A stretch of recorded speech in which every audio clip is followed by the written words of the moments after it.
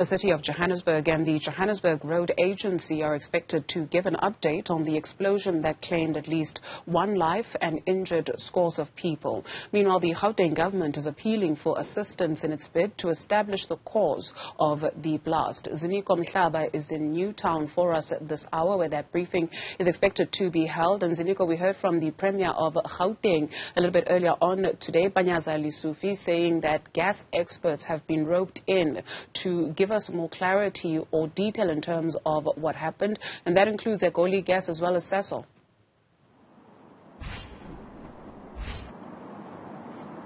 Yes, Juju, those were the words of the Premier earlier on, when he was updating the country about what they know about this explosion at that particular time. In a moment now, we'll get a second update for the day from the provincial government and various stakeholders from the city, and also get a sense of what they know now as far as the possible cause behind this explosion.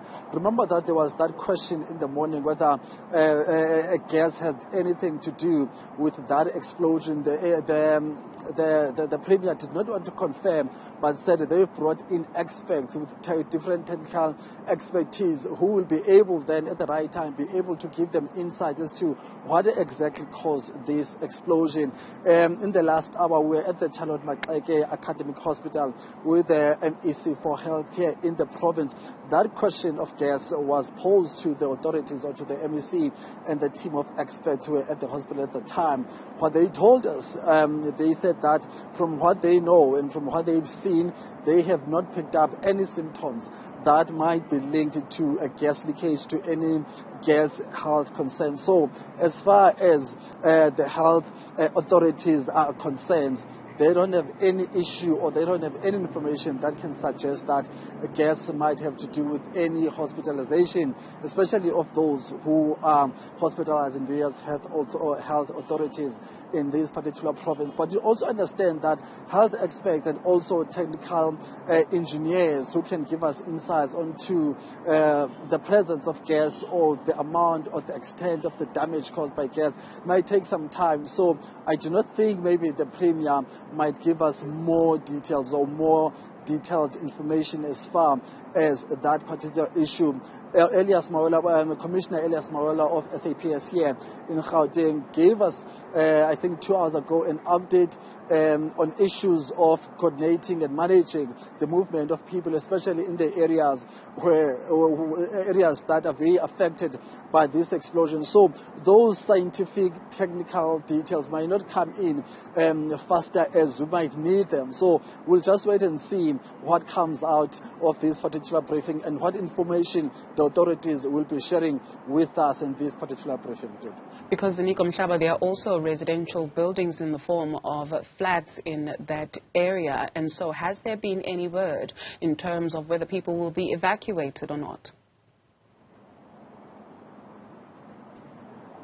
Well, the police commissioner, who has been handling the communications aspect between the media and the provincial government, earlier on did mention that there was no need to panic because all the residents in those block of flats along the affected street, which is the Bree Street, have been communicated to and have been advised on roads, on different options and different entry points which they must use to access their places of residence, but also saying that the biggest problem they had earlier on was managing the general public who want to take pictures, who want to see and just have a look at the scene itself. So they say those were the concerning people, but as far as the residents themselves of those flats, they have not been giving authorities any problems, and there's been constant communication between them in terms of how they should go about going to work and coming back into their own places of residence. So that's the update, and they did not see at that period of time any need to move people from their places of residence. So as far as evacuating people from their residences, I don't think there's any plan to do that.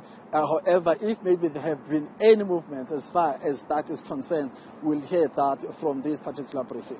Okay, and Ziniko Mhlaba, Elias Mawela, the police, of the police rather, a little bit earlier on, speaking about that incident where there was a report that a child was missing.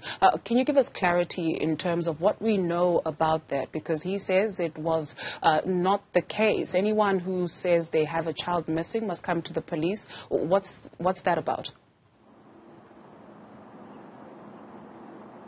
Okay, so that's still the same story from the SAPS. He did mention that they were getting a lot of reports from members of the public in and around the affected scene. And they said what they did then at that particular time, they took an initiative to investigate.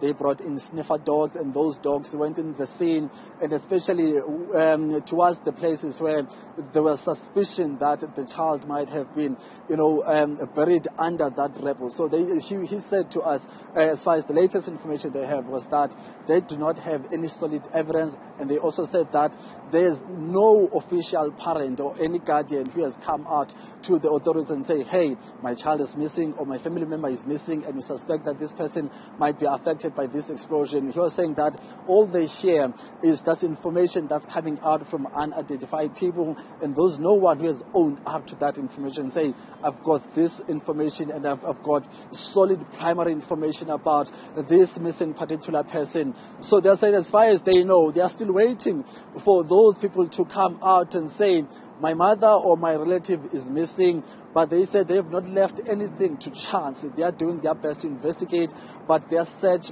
has not given them any sign that that is indeed the case.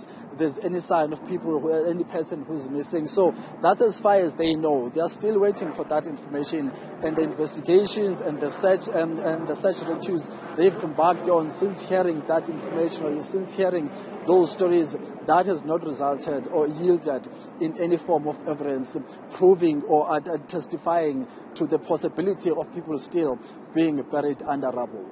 So no lost child was found, Ziniko Mhlaba?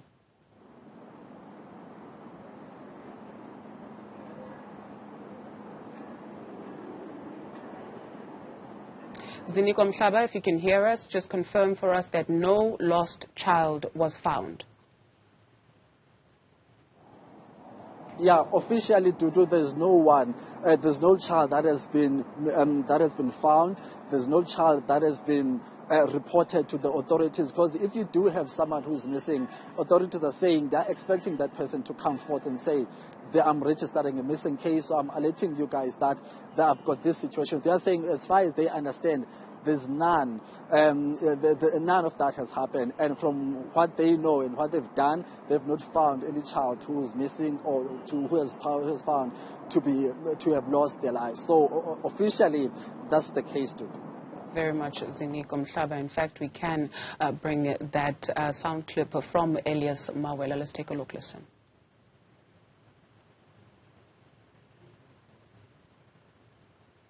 No, we don't have any age. It's just an urban legend because of people. They simply say, no, there is a child who's missing. And the parent, they say that child may be in one of the holes there. So we have deployed our dogs. They've searched the area. We could not find anything.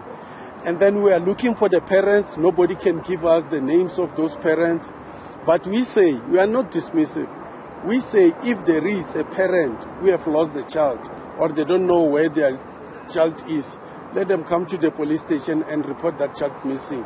We'll definitely work together with those parents to can find the child.